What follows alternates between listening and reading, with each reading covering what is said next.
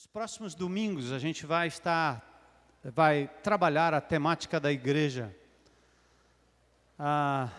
Uma tentativa de a gente alinhar um pouco nossos pensamentos, tanto para os novos quanto para os mais velhos na fé, daquilo que é a Igreja de Jesus, projeto de Deus, aquilo que nós vivemos e vivenciamos aqui a cada domingo, nos grupos pequenos, durante a semana.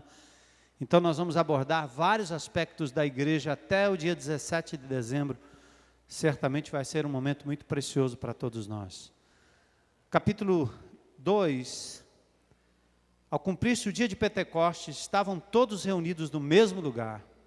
De repente veio do céu um som como de um vento impetuoso e encheu toda a casa onde estavam assentados. E apareceram distribuídas entre eles línguas como de fogo, e pousou uma sobre cada um deles. E todos ficaram cheios do Espírito Santo, e passaram a falar em outras línguas, segundo o Espírito lhes concedia que falassem. Ora, estavam habitando em Jerusalém judeus, homens piedosos, vindo de todas as nações debaixo do céu. Quando, pois, se fez ouvir aquela voz, afluiu a multidão que se possuiu de perplexidade, porquanto cada um os ouvia falar na sua própria língua. Estavam, pois, atônitos e se admiravam, dizendo: vede, não são porventura galileus todos esses que estão aí falando? E como os ouvimos falar cada um em nossa própria língua materna? Somos partos, medos, elamitas e os naturais da Mesopotâmia, Judeia, Capadócia, Ponto e Ásia, da Frígia, da Panfilha, do Egito e das regiões da Líbia, das imediações de Cirene e romanos que aqui residem, tanto judeus como prosélitos, cretenses e arábios, como os ouvimos falar em nossas próprias línguas as grandezas de Deus. Todos atônitos e perplexos, interpelavam uns aos outros: que quer isso dizer? Outros, porém, zombando, diziam: estão embriagados. Então se levantou Pedro com os 11, e erguendo a voz, advertiu-os nestes termos: varões judeus, e todos os habitantes de Jerusalém, tomai conhecimento disso e atentai nas minhas palavras. Estes homens não estão embriagados, como vindes pensando, sendo esta a 3ª hora do dia. Mas o que ocorre é o que foi dito por intermédio do profeta Joel. E acontecerá nos últimos dias, diz o Senhor, que derramarei do meu espírito sobre toda a carne. Vossos filhos e vossas filhas profetizarão. Vossos jovens terão visões e sonharão vossos velhos. Até sobre os meus servos e sobre as minhas servas derramarei do meu espírito naqueles dias e profetizarão. Mostrarei prodígios em cima, no céu, e sinais embaixo na terra: sangue, fogo e vapor de fumaça. O sol se converterá em trevas e a lua em sangue, antes que venha o grande e glorioso dia do Senhor. E acontecerá que todo aquele que invocar o nome do Senhor será salvo. Aleluia, glórias ao nome de Jesus. Podem sentar, vamos orar. Senhor, estamos reunidos nessa noite em Teu nome. Acabamos de ler o texto que deu início a tudo isso, Senhor. Momento precioso de espera do cumprimento da promessa. Teu Espírito descendo sobre o Teu povo, capacitando cada um a levar adiante aquilo que Jesus começou a fazer e a ensinar. Pai, eu quero te pedir que nesta noite a Tua igreja aqui reunida, volte, Senhor, a reconhecer que somos corpo vivo de Cristo nessa terra, que temos uma missão, Senhor. Estamos debaixo da mesma autoridade que os primeiros cristãos, que temos a Jesus como Senhor. Somos habitados e habilitados pelo Espírito Santo para continuarmos, Senhor, pregando esta palavra santa, falando do Cristo morto, mas também ressurreto ao 3º dia. Continuaremos, Senhor, a falar da vinda de Jesus, dia de julgamento, dia de salvação, dia de arrebatamento, dia de confusão, Senhor, para aqueles que ainda não te conhecem. Então coloca no nosso coração, Senhor, aquele desejo enorme de falar do teu amor. E também, Senhor, coloca no nosso coração a certeza de que somos teus filhos, selados pelo teu Espírito, para a vida eterna em Cristo Jesus. Nós te agradecemos e pedimos tudo isso, Pai, em nome do Senhor Jesus. Amém. Igreja constituída. A promessa para os últimos tempos é o que nós queremos focalizar hoje à noite. Mas para isso a gente tem que falar um pouco do nosso próprio contexto. Não tem como esconder a falência dos ideais humanos. Quando, principalmente, durante essa semana que passou, 4 seres humanos partem deste mundo pelos motivos mais fúteis. Todos eles em busca do prazer e do reconhecimento a qualquer preço. Um abandonando esposa e filho, deixando seus pais, outros perdendo noção da estética, da saúde e da vida. E assim nós vamos concluindo que a raça humana está matando e morrendo aos poucos. O sonho vão. As pessoas têm sonhado em vão ao nosso redor. Interessante que Deus criou o homem, criou o ser humano, com a capacidade de sonhar. Eu não estou falando de sonho que é um prognóstico do que vai acontecer no futuro, não. Sonhar no sentido de almejar, de desejar, de pensar, de ter a esperança de dias melhores. Planejar, antecipar, aquelas coisas que a gente faz quando vai, começa o namoro, vem o noivado, você começa a sonhar na casa própria, sonhar no carro. Coincidentemente, esses dias, uma das minhas filhas estava lá em casa mexendo nos guardados e achou, foi hoje de manhã, achou uma carta que ela mesma escreveu anos atrás, falando dos sonhos de estudo, sonhos de trabalho, sonhos de casamento. E a gente ri, porque agora muitos desses sonhos já estão concretizados. Outros eram verdadeiras piadas, como o Orlando acabou de falar. Mas os homens podem fazer planos, as pessoas podem fazer planos. Deus nos fez para planejarmos, sonharmos. Mas a confirmação, obviamente, vem do Senhor, como diz a palavra. Mas, embora o homem tenha sido criado, ou o ser humano tenha sido criado para sonhar, o pecado, a desobediência, o desalinhamento com a vontade do Criador, trocou o encanto do sonho pela decepção daqueles que confiaram em palavras e promessas humanas. Quando a gente estuda um pouco sobre essa nova era que nós estamos vivendo, na chamada pós-modernidade, a gente descobre rápido que os jovens hoje não pensam no futuro. O futuro não existe, porque não há esperança, porque não há motivação para pensar. E eles então preferem apenas usufruir o momento e o prazer. Como é que nós estamos hoje? 2 passagens bíblicas, Isaías capítulo 29, verso 8, Zacarias capítulo 10, verso 2, Isaías 29, 8 diz assim: nós estamos como o faminto que sonha que está a comer, mas acordado sente vazio. Ou como o sequioso que sonha que está a beber, mas acordado sente-se desfalecido e sedento. Imaginem, alguém com fome, à noite sonha que está comendo um banquete, participando de um banquete, e acorda logo cedo de manhã, percebe que o estômago ainda está vazio.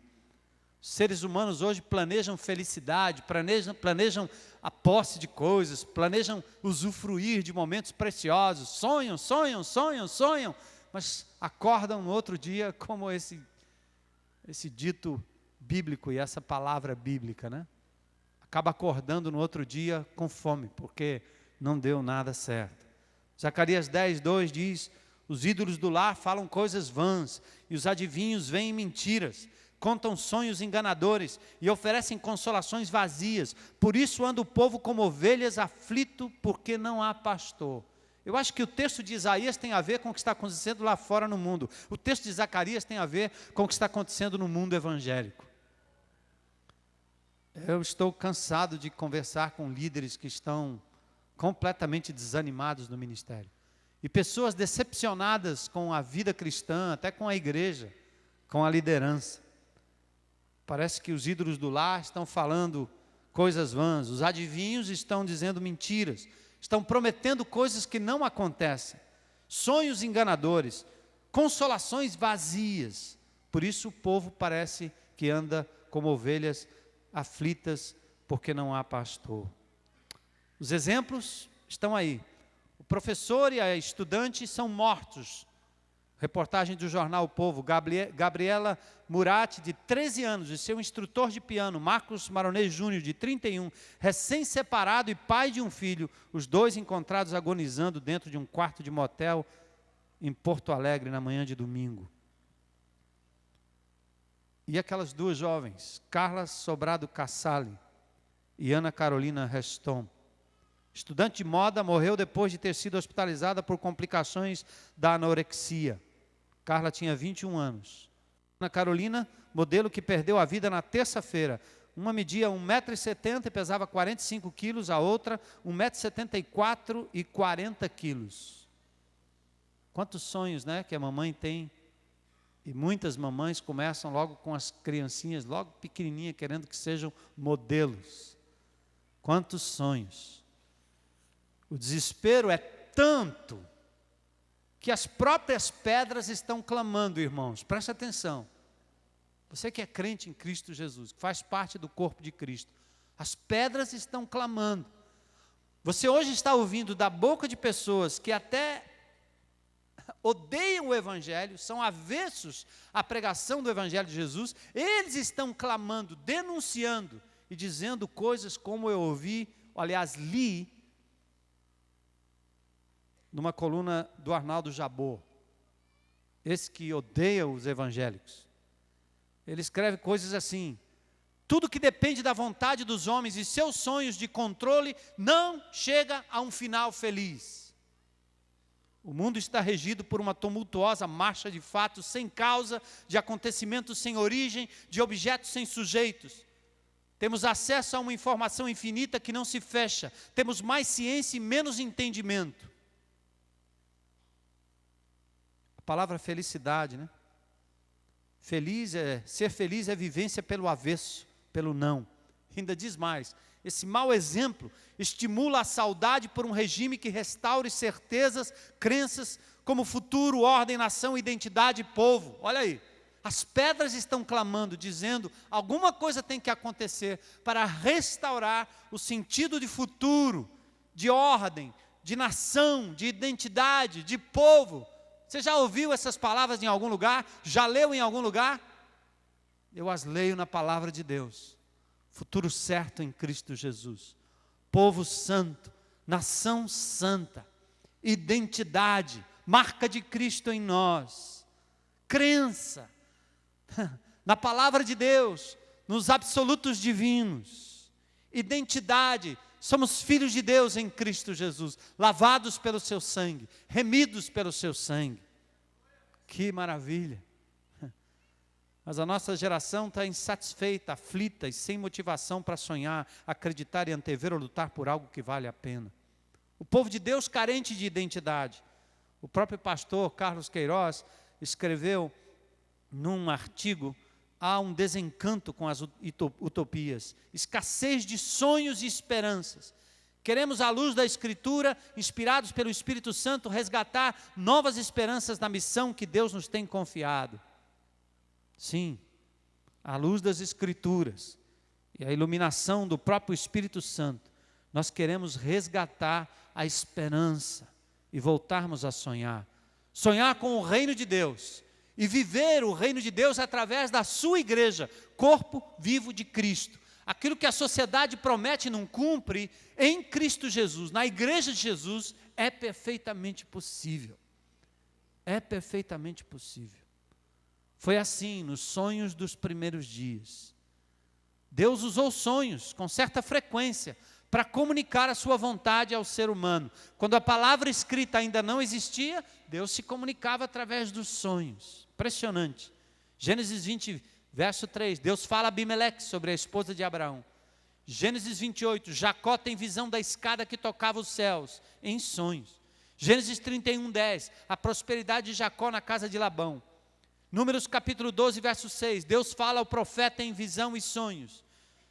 Juízes capítulo 7, Deus fala a Gideão através do sonho do midianita.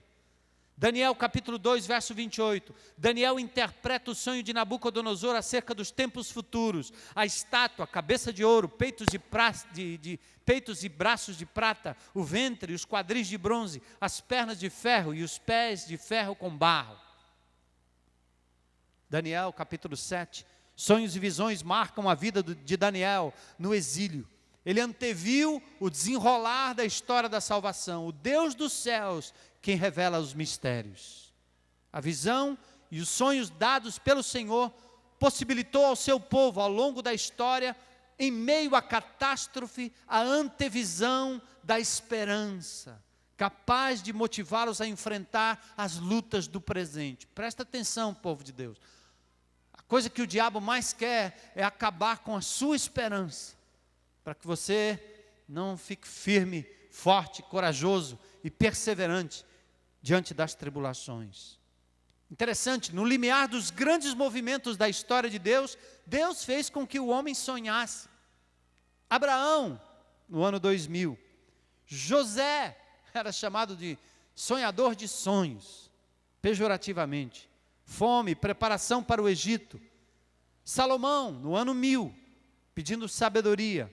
Daniel, no ano 500, antes de Cristo, movimento dos impérios, como eu já disse em Daniel capítulo 7. Na época de Jesus, os magos, Mateus capítulo 2, verso 12. A mulher de Pilatos, estão lembrados da história? Mateus 27, 19, ela disse, eu sonhei com esse homem, cuidado com o que você vai fazer com ele. José também recebe aquela revelação acerca da sua esposa. Numa época em que não havia razões para acreditar no potencial humano, e quando o povo de Deus se via em situações de desespero, quando tudo parecia perdido, e mesmo em meio à adversidade e à impossibilidade humana, como a gente vê hoje, Deus permitiu que o seu povo fosse acalentado e desafiado pelos sonhos dos profetas, abrindo uma janela de esperança no meio da escuridão.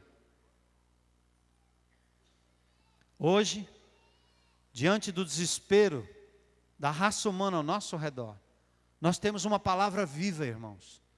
Temos uma promessa que nos permite viver e sonhar os sonhos de Deus, num contexto chamado igreja, corpo vivo de Cristo.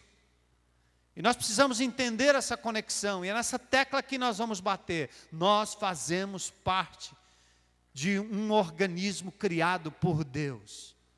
Igreja. Você não pode dizer que ama a Cristo e não ama o corpo de Cristo, que é a sua igreja. Você não pode dizer que é leal a Jesus, mas não quer nada com a igreja de Jesus. Não, não.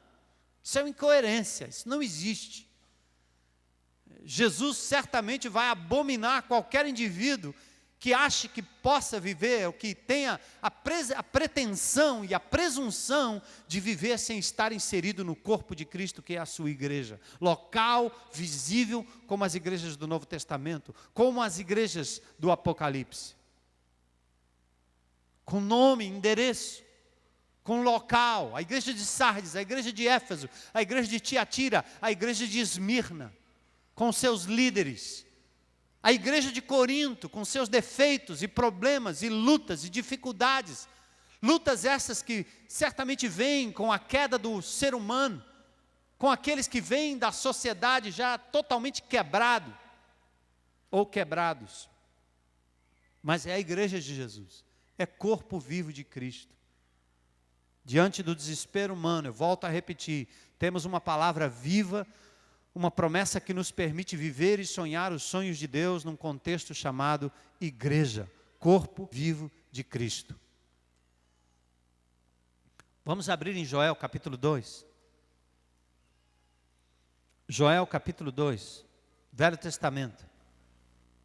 Cadê o barulho da Bíblia abrindo? Estão sem Bíblia, né?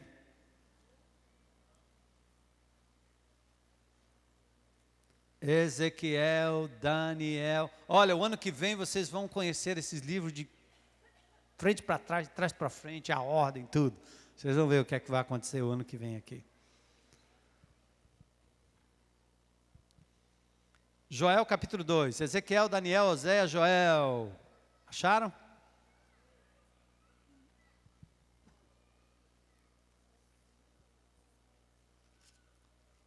Profeta Joel, a palavra Joel quer dizer Jeová é Deus. Ele viveu em dias de total desespero. Aqui nós estamos falando de 830 a 700, de 800 a 700 antes de Cristo.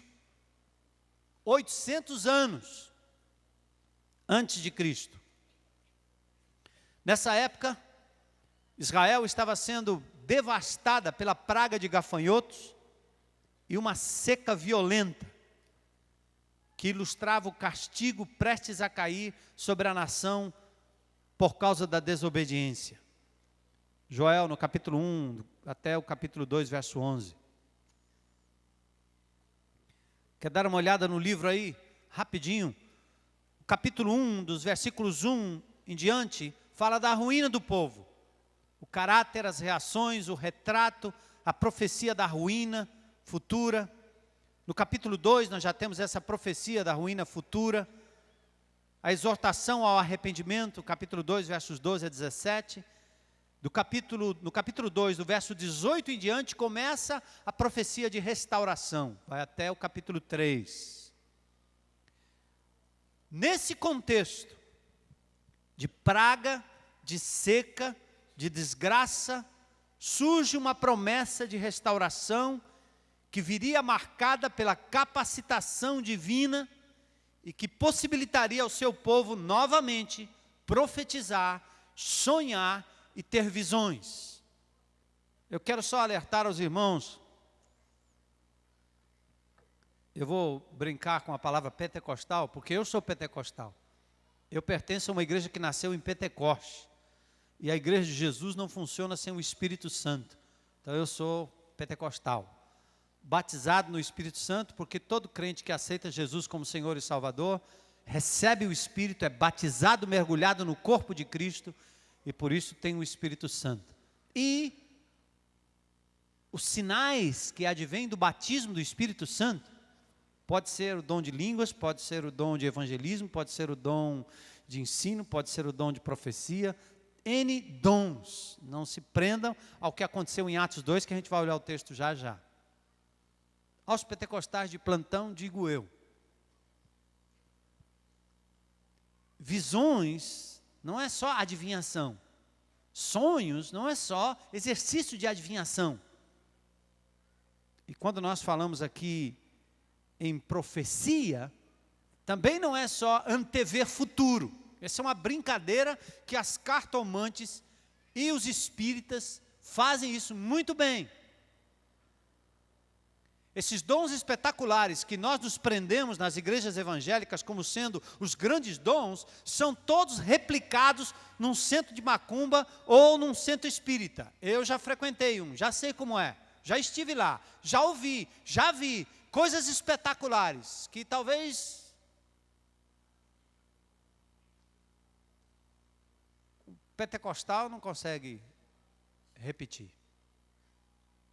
Então, tome cuidado, você fazer a leitura da palavra de Deus e compreender que os grandes milagres divinos não estão no âmbito dos grandes sinais. Isso o diabo repete. O que ele não repete é o fruto do Espírito. Amor, alegria, paz, longanimidade, benignidade, bondade, fé, mansidão e domínio próprio. Contra essas coisas não há lei. Cristianismo não se resume a dons espetaculares. Que Deus é capaz de curar, Deus é capaz de dar uma língua estranha, Deus é capaz de dar a interpretação de uma língua estranha, Deus é capaz de fazer descer fogo do céu, quando Ele quer, para a glória do nome dEle, segundo lhe apraz, não segundo se induz pelos artifícios humanos. Eu creio em todos esses dons, Conheço pessoas amadas que falam línguas e que interpretam as línguas. Conheço pessoas amadas que profetizam o futuro, falam sobre o futuro. Têm dom de discernimento. Mas nós não fazemos destes os únicos dons da igreja de Jesus. E nem fazemos dessa lista, que o apóstolo Paulo, inclusive, declina, nós vamos ver sobre isso nos próximos dias, nós não invertemos a lista. Qual é o dom maior? Então, fruto do batismo do Espírito Santo deveria ser, primeiramente, amor. E quando o indivíduo manifesta dom espetacular, ele vira, sabe o quê? Um orgulhoso. Que ele acha que só ele tem, e agora pronto, agora acabou. Coitado do pastor Armando. Bonzinho, prega bem e tal, mas só falta falar em línguas. Eu ouço isso toda hora. Que espírito é esse que opera através de nós, hein, irmãos? Só pode ser o Espírito Santo de Deus. Como é que a gente sabe? Pela palavra, porque traz glória ao nome de Jesus, e não ao homem. Não ao homem, mas ao nome de Jesus. Olha lá. Joel capítulo 2, verso 28 e 29, vem a promessa. Cravem bem, gravem bem, gravem bem. Cravem no coração, gravem na memória, sublinhem esse texto. Ele é fundamental para a nossa eclesiologia. É uma promessa, futuro. O verbo está no futuro, não é isso? E acontecerá quando? Hein, gente? Estão aí, Joel 2, 28, 29? Estão comigo? Bíblia aberta aí.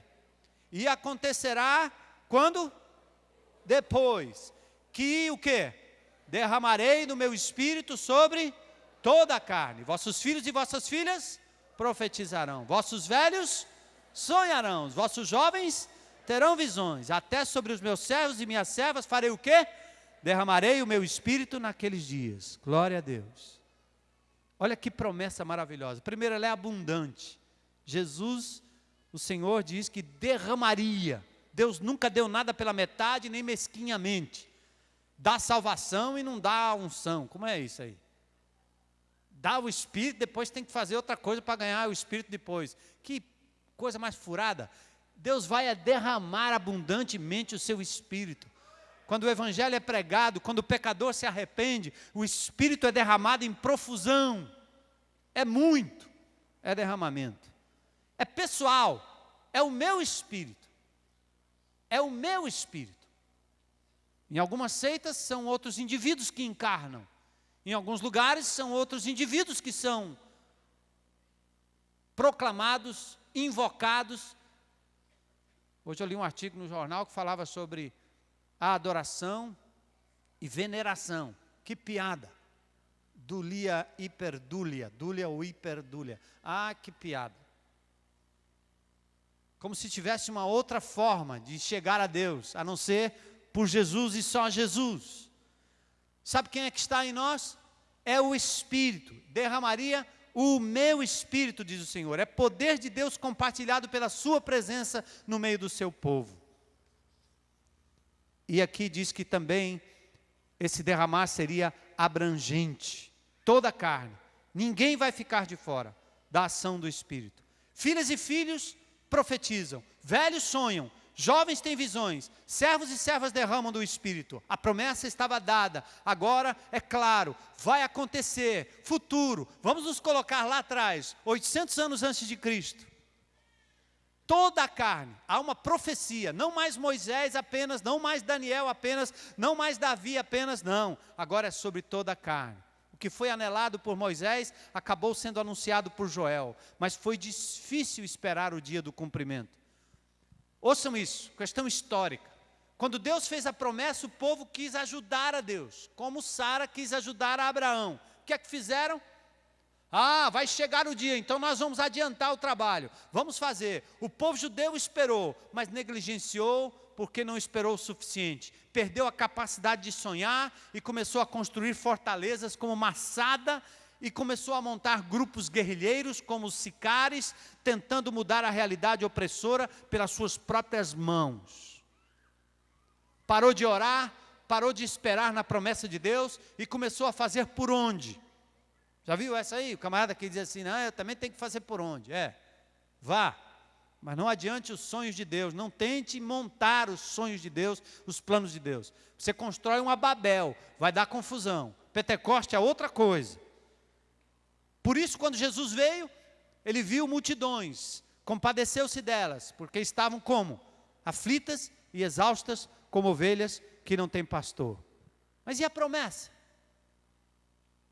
Lucas 1,37 diz, para Deus não há impossíveis em todas as suas promessas. Ele prometeu e ele iria cumprir. O povo judeu estava politicamente subjugado quando Jesus veio. Subjugado pelos romanos, espiritualmente esvaziado na sua religiosidade, uma religiosidade hipócrita, uma religiosidade só de rituais. Mas Jesus inaugura o cumprimento da promessa. É o final de um século, virada de um milênio. O nascimento de Jesus veio cercado de sonhos, visões e de um movimento profético que contemplou estrangeiros, como os magos, presta atenção, galileus, José e Maria, humildes, Simeão, que esperava a consolação, solitários, como Ana, profetisa de 84 anos no templo, e os excluídos da sociedade e o seu clã, como João Batista. Era tempo de sonhar outra vez. Aqueles que não tinham mais condição nenhuma, Galileu, uma velha lá no templo, João Batista, um maluco que não entraria em nenhuma das nossas igrejas sem ser barrado pelos diáconos ou pelos seguranças do templo. Quando eu digo isso por aí, os pastores ficam olhando para mim. Se João Batista não entraria na sua igreja, com aquela roupa estranha e comendo gafanhoto, e botando o dedo no nariz dizendo, arrependei-vos, arrependei-vos, arrependei-vos.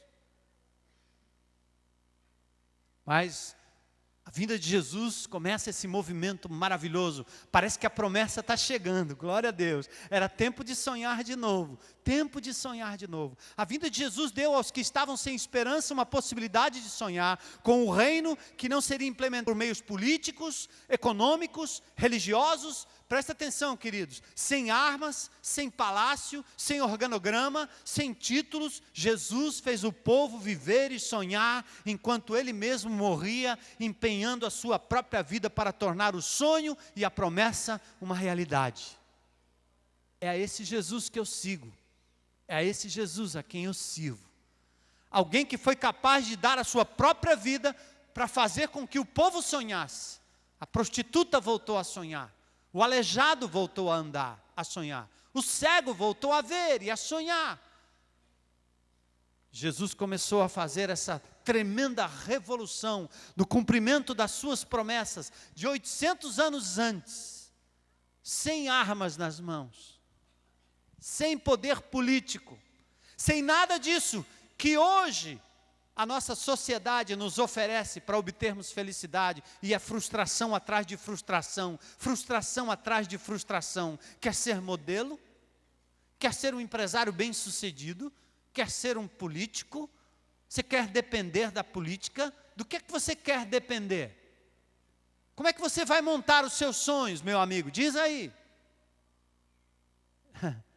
Jesus veio oferecer um sonho diferente. Jesus estabelece a condição para apropriar-se do sonho. Primeiro morrer, negar-se a si mesmo, oferecer-se como sacrifício vivo, dar mais do que receber. E finalmente veio o cumprimento. O Anfrígio acabou de cantar aqui. 50 dias haviam passado depois da morte do Senhor. 50 dias depois da morte do Senhor. O povo estava reunido no mesmo lugar. Era dia de Pentecoste. Aqueles que lamentavam a ausência do Salvador, mas celebravam a sua ressurreição, receberam do Pai, naquele dia, a promessa para os últimos tempos. Abram lá em Atos capítulo 1. Corre, corre. Barulho de folha. Não vale balançar o boletim. Atos 1.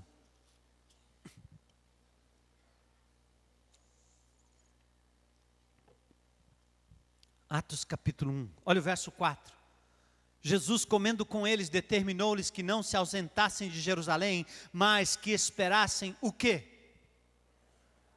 a promessa do Pai. Jesus agora havia dado a sua própria vida, ressuscitara dentre os mortos, estava com os seus discípulos e disse a eles: não se ausentem de Jerusalém. Interessante que ele havia dado um mandamento, né? Ide, portanto, pregai o evangelho, ide, portanto, fazei discípulos de todas as nações. Só que ele disse: não saiam daí, porque vocês vão sair, se saírem agora, nas suas próprias forças. Fiquem, até que do alto vocês sejam revestidos de poder. E aqui o texto diz: até que a promessa do Pai possa vir, a qual ele disse de mim e de mim ouviste. Porque João, na verdade, batizou com água, mas vós sereis batizados com o Espírito Santo. Fica quieta aí, vai chegar a hora, vai chegar o momento. A espera. Qual era o ambiente? Verso 14 do capítulo 1, acompanhem comigo. A mais ou menos 900 metros do Monte das Oliveiras, o cenáculo acolheu um grupo pequeno, 120 pessoas. Todos esses perseveravam unânimes em oração com as mulheres, com Maria, mãe de Jesus, e com os irmãos dele. Que não são os discípulos não, são os irmãos de Jesus mesmo. Maria teve outros filhos, nenhum pecado nisso. E nenhuma invenção bíblica de que Maria concebeu virgem, continuou virgem e depois ascendeu aos céus. Isso não existe na Bíblia. O que existe é que ela de fato concebeu virgem e obviamente Jesus deve ter saído da barriga dela. Só pode ser. Como é que continuou virgem? E depois teve outros filhos. Qual é o problema? Tiago, um deles, escreveu uma epístola. Maria estava agora com os irmãos de Jesus reunidos ali com aqueles discípulos, ela reunida com os demais, aguardando o momento, esperando o momento. A data foi Atos 2:1, ao cumprir-se o dia de Pentecostes, 50 dias, 50 dias, Pentecostes, 50 dias depois da morte do Senhor, 50 dias depois da celebração da Páscoa.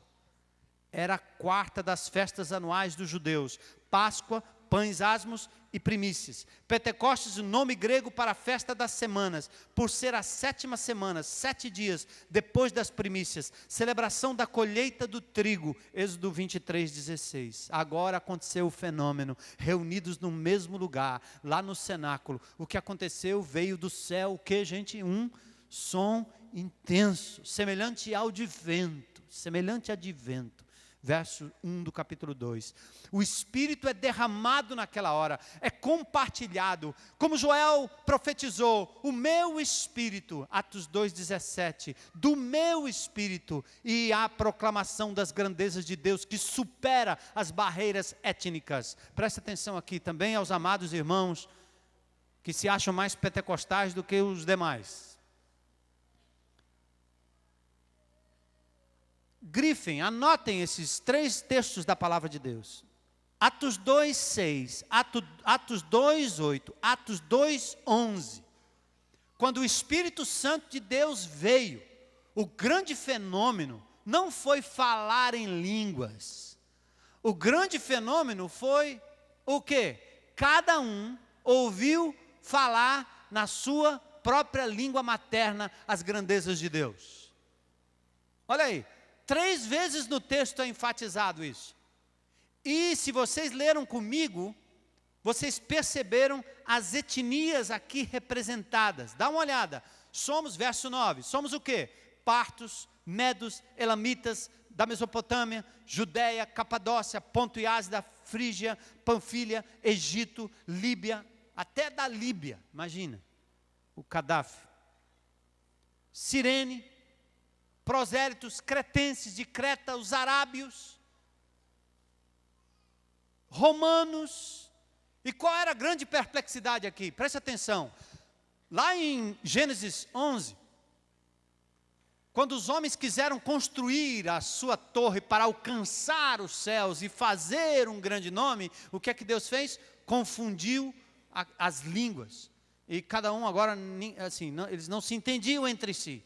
E por isso foram dispersos pela face da terra, porque tentaram unificar ou fazer um império com suas próprias mãos e uma torre que pudesse alcançar os céus. Olha a visão do homem. E Deus confunde as línguas. O que acontece em Pentecostes é o reverso de Babel, porque agora tem ali o chinês, Ding, ling, ling.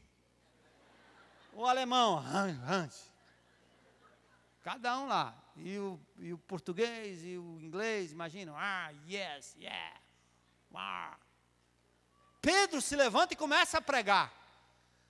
Aí o americano ouve em inglês, o chinês em chinês, o alemão em alemão, o português em português, o árabe em arábio. Já pensou? Como é isso? O que está acontecendo? Eu não conheço nenhuma igreja pentecostal que já manifestou esse tipo de fenômeno. Nenhuma. Eu ouço um camarada falando um bocado de coisa muito repetida, confusa, que eu até acredito que exista quando é sincero, e se existir tem que ser igual a 1 Coríntios capítulo 14, tem que ser no máximo 3, tem que ser um de cada vez, tem que haver intérprete. Mas esse fenômeno aí foi único. Sabe por quê, amados irmãos? Na teologia bíblica, no ensino bíblico, a encarnação de Jesus aconteceu uma vez só. A morte de Cristo na cruz aconteceu uma vez só. A ressurreição de Cristo também aconteceu uma só vez. O dia de Pentecoste também uma só vez. E eu que estou vivendo hoje, no século 21, eu recebo as bênçãos da crucificação na minha vida. Quando os meus pecados foram cravados ali, o diabo foi envergonhado ali, e ali o sangue de Jesus foi derramado por mim. Eu não preciso matar Jesus todas as vezes que eu prego para alguém. Eu não tenho que pegar um pedaço de pão, um pedaço de carne, transformar, matar Jesus de novo para dizer que agora só vale se eu comer Jesus, se eu torná-lo sangrento de novo. Que história é essa? É aquilo que foi feito na cruz, tem efeito na minha vida hoje quando eu creio. Então preste atenção, Pentecoste, derramamento do Espírito aconteceu uma vez na história, uma vez só. E eu agora tomo posse daquilo que foi feito, e o Espírito passa a habitar a minha vida quando eu entrego a minha vida a Jesus como Senhor e Salvador. Sou cheio do Espírito, pleno do Espírito, batizado no corpo de Cristo.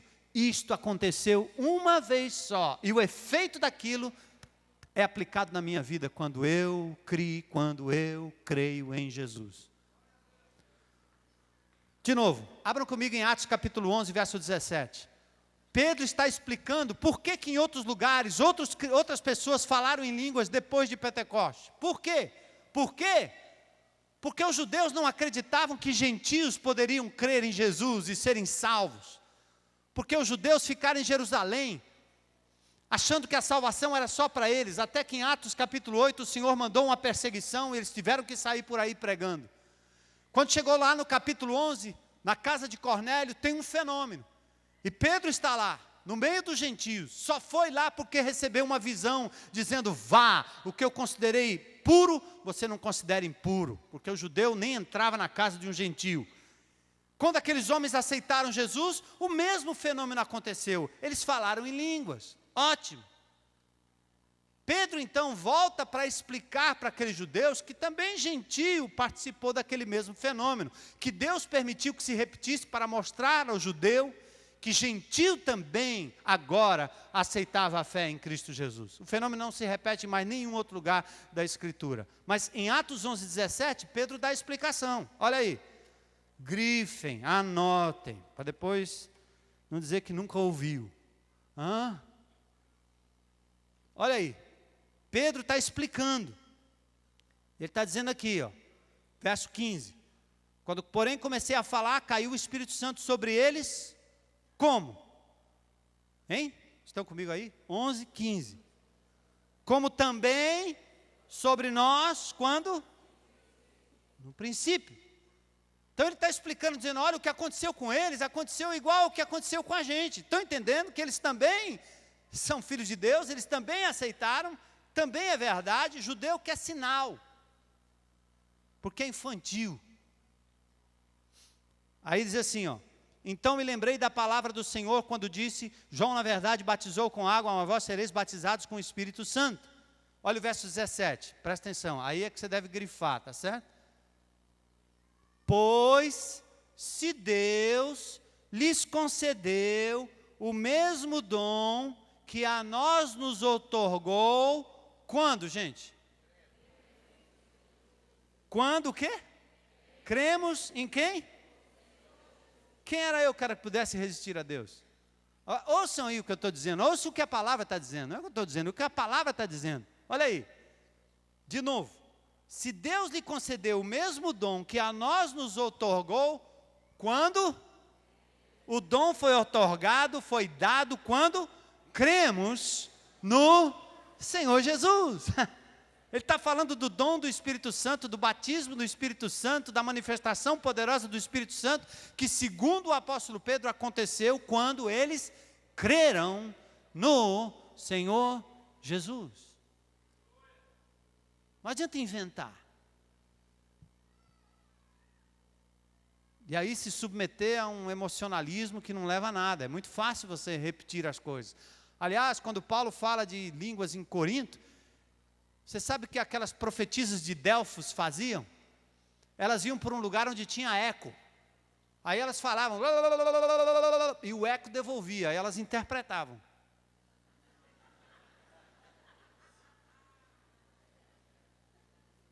A igreja de Corinto, os crentes que se convertiam da igreja de Corinto, sabiam falar em línguas, porque na adoração aos deuses pagãos, aos deuses gregos, havia manifestações de êxtase, em que as pessoas entravam em êxtase e falavam em línguas. Eles eram induzidos por mantras, isso era normal, vocês entendem isso? Paulo, quando começa 1 Coríntios capítulo 12, ele diz assim, vocês antigamente eram guiados por ídolos mudos, porque lá na adoração aos ídolos mudos, vocês desembestavam em falar em língua. Ele não era cearense para falar essa palavra, Paulo, mas ele diz mais ou menos isso. Daqui a pouco alguém vai dizer, pastor, isso não está na Bíblia. Desembestar, tá não. Mas sabe o que é? Vocês eram guiados por ídolos mudos. Meu amigo, se nós começarmos uma sessãozinha aqui com um mantrazinho, não vai dar 5 minutos e vai ter gente aí falando à vontade. Porque não é difícil induzir. Pessoas são emotivas, pessoas se abrem, são manipuláveis às vezes. E as pessoas sabem como fazer. Repete, repete. Tem um lugar aí que você aprende a falar repetindo, já tem um textinho para você repetir. Pronto, aí você já sai falando, tá? Então, os crentes de Corinto sabiam que era isso. Lá fora, estava cheio desse tipo de manifestação. Como é que Paulo diz, como é que se distingue algo que é do Espírito? Tem que ter ordem. Qual é a ordem? 1 Coríntios capítulo 14. Qual é a ordem? Você fala no máximo 3. E tem que ser um de cada vez. E tem que haver o quê? Intérprete. E se não tiver, cala a boca. Está escrito na Bíblia, não sou eu que estou dizendo não. Certo? Então, meus amados, vamos aqui. O grande fenômeno, qual foi? Cada um ouvindo falar na sua própria língua as grandezas de Deus. Reunidos no mesmo lugar, veio do céu o som intenso. Enquanto focalizamos no espetacular, no meio, no sinal, perdemos a essência. E acontecerá nos últimos dias, diz o Senhor. E agora eu quero fazer uma explicação rápida sobre esse texto aqui, de Atos 2, 17 e 18. Atos 2, 17 e 18. Atos 2, 17 e 18. Volta para lá, volta, correndo. E acontecerá nos últimos dias, diz o Senhor, que derramarei do meu espírito sobre o quê? Toda a carne, todo mundo. Todos receberão o Espírito. Vossos filhos e vossas filhas profetizarão. As crianças que entregam suas vidas a Jesus fazem parte do projeto de Deus chamado igreja, que nasce em Pentecoste. As crianças profetizam. É o que nós estamos tentando ensinar às crianças lá no Geração Futuro. Que elas aprendam sobre Jesus, que elas falem de Jesus, que elas proclamem Jesus dentro das suas casas. Eu não sei quantos pais aqui já vieram a Cristo, já vieram à igreja de Jesus, porque seus filhos profetizaram, falaram de Cristo, oraram em casa. E é isso que nós queremos. A igreja de Jesus começa assim, filhos e filhos profetizam. Depois, a promessa é pessoal, meu espírito, já falei, abrangente, toda a carne, filhos e filhas. Os jovens têm visão. Jovens têm visão. A gente dá a oportunidade para que os jovens tenham a visão do futuro, pensem no futuro, vivam uma vida reta, direita diante do Senhor, porque vale a pena. Os velhos, não vão morrer aí só esperando a morte chegar e a aposentadoria e não tem mais nada que fazer. Não, no reino de Deus os velhos sonham, sonham, sonham, sonham, sonham, sonham, sonham. Há esperança. A aposentadoria não é o fim, é o começo de uma maior disposição para fazer como Ana, a profetisa que estava no templo orando. Você tem cabelo branco, você já passou dos 50 como eu passei, a vida está só começando. Nós vamos ter que aprender a envelhecer com sucesso e continuar sonhando os sonhos de Deus até o último suspiro, quando Ele nos receberá em glória. É um dia a mais, é um dia a menos, eu diria, para estarmos na presença de Deus. Mas é tempo de, com os cabelos brancos, com a experiência da vida, talvez com maior capacidade agora de pensar, de raciocinar, que você seja capaz de sonhar os sonhos de Deus. Servos e servas, o Espírito é derramado sobre as pessoas simples. Aqui não tem uma categoria social. Essa igreja tem sido abençoada porque tem doutores e juízes, mas tem garis, também tem meninos de rua, tem meninas de rua, tem meninas que estão saindo da prostituição, tem meninos que estão saindo das drogas. Enquanto aqui tem um médico, tem o doutor, tem o juiz, a gente se cruza aqui, porque Jesus é o nosso único Senhor e Salvador. Ele nos nivela e seu Espírito é único em nós. Louvado seja Deus. Glória a Deus. Aquilo que a política, aquilo que a sociedade, aquilo que eles tentam fazer lá fora, Jesus faz aqui de uma forma maravilhosa. Nos une num só corpo. O que então era privilégio dos líderes, agora está ao alcance de todos. O Espírito de Deus. A euforia tomou conta do povo. Euforia foi confundida com embriaguez. Pois nada além de celebração podia explicar a efusão de poder que veio sobre o povo de Deus. O palácio, o templo, a medicina, as cadeias, os demônios, os mágicos, os filósofos, os epicureus, os estoicos, não puderam conter a ação do Espírito num povo que se viu livre para sonhar, profetizar e envisionar a manifestação do reino de Deus. Queridos, 2000 anos de história, nós somos frutos destes dias aqui, ó. Nada conseguiu conter o avanço do cristianismo. Jesus é Senhor e Salvador. Por isso não podemos limitar esse fenômeno à simples capacidade de sonhar de noite. O sonho é também a esperança de transformação. Então sonhe os sonhos de Deus, meu amado.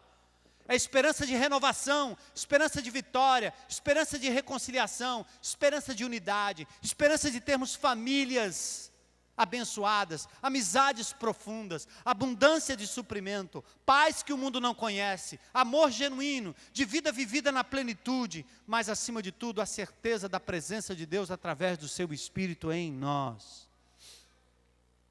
Será que ainda tem espaço para sonhos na sua caminhada, meu irmão? Para de andar sozinho, solitário, você é parte de um corpo, e o Espírito Santo nos trata como corpo vivo. Será que tem lugar para você sonhar ainda? Você vibra com o clube, ele foi rebaixado.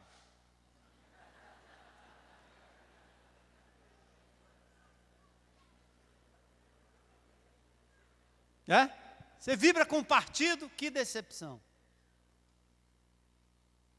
Tudo com que você sonha, parece que aí fora é decepção pura. Mas eu queria que você voltasse a sonhar, compreendendo que você é parte do corpo de Cristo, que você tem o Espírito Santo de Deus.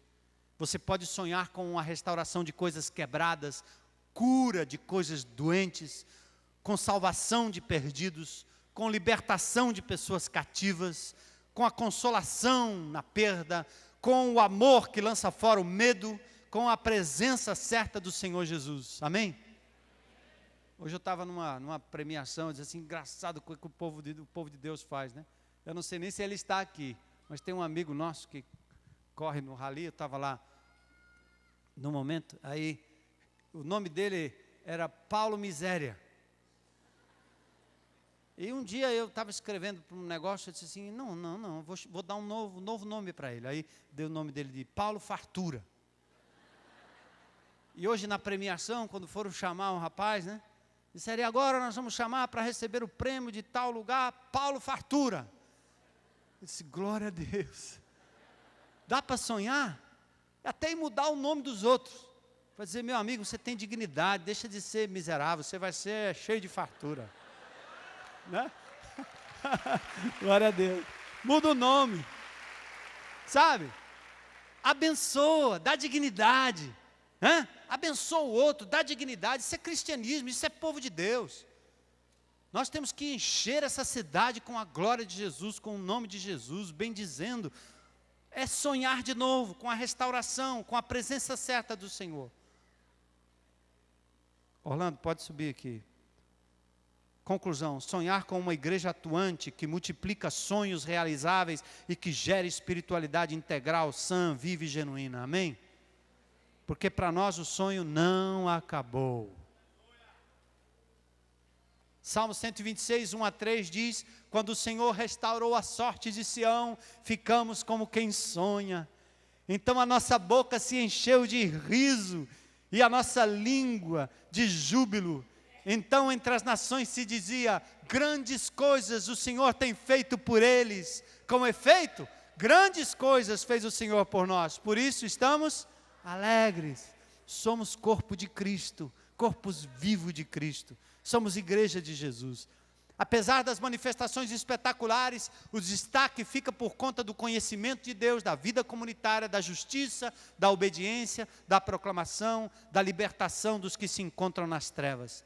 Certeza de que o dia do Senhor está prestes a se concretizar na vida dos que não só sonham, visualizam, profetizam este dia, mas são capazes de experimentar e proclamar hoje, nos dias de hoje, o reino de Jesus Cristo, nosso Senhor, através da sua igreja e no poder do Espírito Santo. Amém? Vamos curvar nossas cabeças, vamos orar com alegria no coração. Eu faço parte da igreja de Jesus. Diga ao Senhor agora, Senhor, eu me alegro em ser parte do teu corpo, parte do teu plano, parte dessa nação santa, parte desse povo, Senhor. Restaura o meu amor por ti, meu amor pela tua igreja, meu amor pelo Espírito de Deus e pela igreja de Deus. Senhor, ajuda-me a sonhar de novo, compreender que eu sou um agente de transformação. Sou a boca, sou os olhos, sou as mãos, sou os pés de Jesus aqui na terra, que através do seu Espírito me capacita a pregar com autoridade o reino de Deus. Me ajuda a viver isso, Senhor, a compreender o meu irmão, amar o meu irmão, ser um com ele, manter a igreja firme e unida, não deixar que o diabo lance má fama do corpo de Cristo, que a despeito das nossas dificuldades e limitações, estamos num processo de restauração. Deus está trabalhando em nós, está purificando a sua igreja, está nos purificando e há de nos usar poderosamente. Glórias ao teu nome, Senhor. Faz isso, irmão, em Cristo Jesus, hoje à noite. Saia daqui com essa consciência, diga, Senhor, eu quero valorizar o teu corpo, a tua igreja. Eu quero ser parte integrante. Eu não quero ficar longe de onde o teu Espírito está operando e trabalhando, Senhor. Glórias ao teu nome, Jesus. E eu quero perguntar se tem alguém aqui hoje à noite que gostaria de dizer, eu quero entregar minha vida a Jesus, quero ser batizado com o Espírito Santo, eu quero obter perdão divino, eu quero fazer parte do corpo de Cristo, eu me arrependo da vida que tenho levado, vida de pecado, vida de futilidade, sonhando sonhos inúteis. Eu quero sonhar os sonhos de Deus, eu quero entregar minha vida a Jesus, porque eu creio que Ele morreu por mim, para me dar a vida eterna.